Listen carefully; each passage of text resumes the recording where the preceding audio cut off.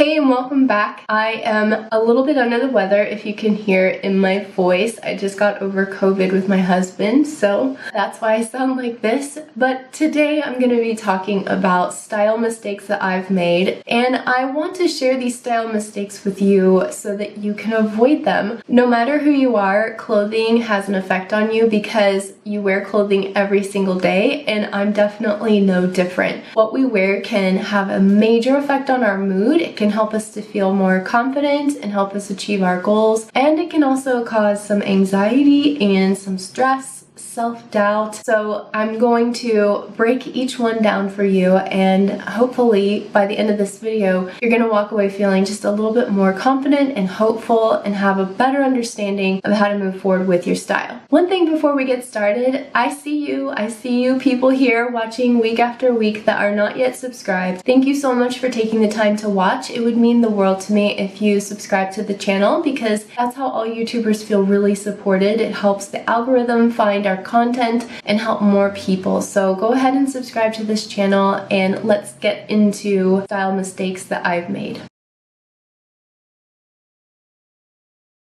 First style mistake that I've made is not shopping with a clear goal in mind. Just like when you go to the grocery store, it's really not a good idea to go hungry, so it's super important that when you go shopping for any kind of clothing item or accessory that you have a really clear goal in mind, and that usually relates to your personal style and your personal aesthetic. So maybe you've got a really important event coming up, or maybe you just need to start adding more wardrobe basics or classic wardrobe pieces into your capsule wardrobe, and you don't really know where to start, so you just kind of go to the same places you're used to going and you just randomly shop for stuff that suits you or that catches your eye. Not having a goal in mind, not having a clear vision of how you want to show up and what pieces are going to fit into your capsule wardrobe the best is a big style mistake that I have made time and time again, and it causes me to waste a lot of energy, to waste a lot of money and a lot of time, and then just causes me frustration in the end. So what I really recommend doing is just creating a simple shopping list for yourself, a wish list. You can create it on Pinterest or Instagram, or even just on your phone, just typing things out. But having a really clear idea of exactly what your goal for yourself is. Do you need to look more professional? Do you need to look more put together? Would you like to look more classic? Do you have a really clear vision of who you are and how you want to show up in the world? The second style mistake that I've made is not taking enough risks when it comes to my fashion choices. I know that might be a little bit of an odd thing to say, but when fashion is concerned, it's really important that you try new things out and that you give yourself some time to explore new styles. So maybe you do need to, go shopping with a friend, try on some new pieces, see how they work for yourself, see how they work on your body, and then really allow yourself to get outside of your comfort zone, because it's in those places where you're stepping outside of your comfort zone that you're really going to start to see new possibilities for how you can look, how you can achieve a certain look that maybe you didn't think that you could achieve before. And fashion is supposed to be fun. It's supposed to be like a pleasure and something that's not so serious. And maybe you feel that you're stuck in a style rut, and like me, I've done that so many times in the past, just buying the same things over and over again. But maybe you need to take a little bit of a risk, step outside your comfort zone and try a new style on. I think we can all relate to the next one. The pandemic did this to us for sure, and that is, for me, my third style mistake is wearing comfortable clothing too often. And what I mean by comfortable clothing is more like yoga pants or sweatpants or even just pajamas around the house. And since I work from home, I'm extra guilty of this, and it's something I've been trying really hard to stop doing. Since I had COVID for a week with my husband, I was definitely in my pajamas most of the time, but I will say that when I'm working from home and I take the time to get up and take a shower and do my hair and makeup and put on a cute outfit, it literally changes the whole trajectory of my day. So if you're like me and you're a work from home person or a mom, listen, I know it's hard to think like, hey, I need to be comfortable, I need to be able to move around and go after my kid or whatever. I get that, I totally do. But think about it this way. When you put on a certain outfit, it can literally change the way that you present yourself and the way that you hold yourself, your posture, your whole attitude. So imagine you're still wearing comfortable clothing, but it's elevated slightly. Like maybe you've got on a really comfortable pair of bottoms, but a chic blouse and then some really cute sandals that you just slip on, and maybe you can throw on a nice cardigan or blazer and you do your hair and makeup. It doesn't have to be super complex, but it can be something that's elevated. Style mistake number 4 is buying the fun stuff in fashion over the practical stuff. So if I need socks, underwear, pajamas, workout clothes, things like that, I tend to put those on the back burner, which is a really bad thing to do. One thing that I always advocate for my clients is to buy the things that you need the most right now, like the practical items for the season that you need and just maybe practical items you need in your life. So if you are really lacking in workout gear or athleisure or pajamas, things like that, undergarments, make a list and prioritize those things over the fun things, and I promise your wardrobe will start to work a lot better. Again, I think this is one that we can all very much relate to because we live in an age of marketing, and the way that brands market to us is by making us feel something. And when we're feeling something, we're usually feeling a dream life that we think we're going to lead.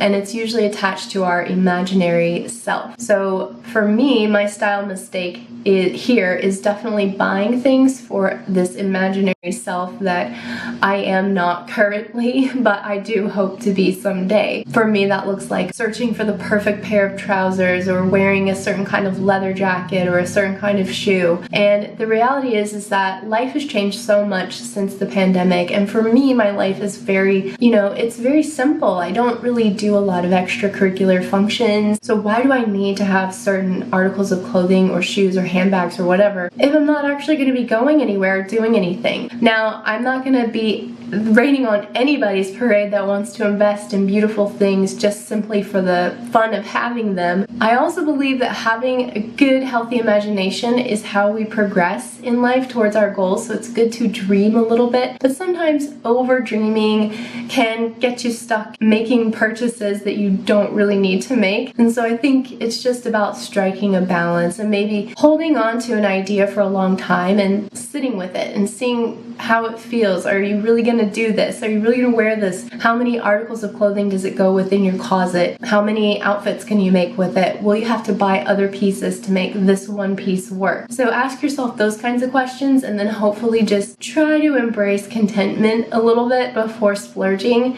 And then if it's worth it, just do it, because like I said earlier, taking risks in fashion is really important. Style mistake number 6 is not investing in the tools that I need to make my wardrobe work, whether that be hangers, mothballs, cedar, chips, deballer, lint roller, steamer, iron, whatever. You can think of a million things that you might need to care for your clothing, and those things are not so much fun to think about, but they really do make caring for your clothing and making that investment worthwhile over the long run so much easier. So maybe you could, again, make a list for yourself. I have a list that I share with my clients, and I will pop that in the link in the description box below. It's a list that I've compiled of all these different tools you might need to kind of build out your clothing care kit. Style mistake number 7 is not documenting my outfits. As a stylist, it is really easy for me to whip up a brand new look and not even think twice about it. I'm out the door. On the rare event, I'm out the door anywhere. And then I regret not documenting the outfit because I won't remember that I put those pieces together, and then I won't see the style progress that I'm making. It's really important to track your outfits, and I didn't used to think that until I really started working with the Open Wardrobe app. And again, this is not a sponsored piece of content, but I love that app because it helps you to see how many times you're wearing certain articles of clothing and how many outfits you can create with a certain article of clothing. So it's really important to use something like that. You don't have to use an app. You can just take a picture, save it to your phone, create a little folder on your phone, and then just document your outfits over time. So those are my style mistakes. I hope that you're not making them.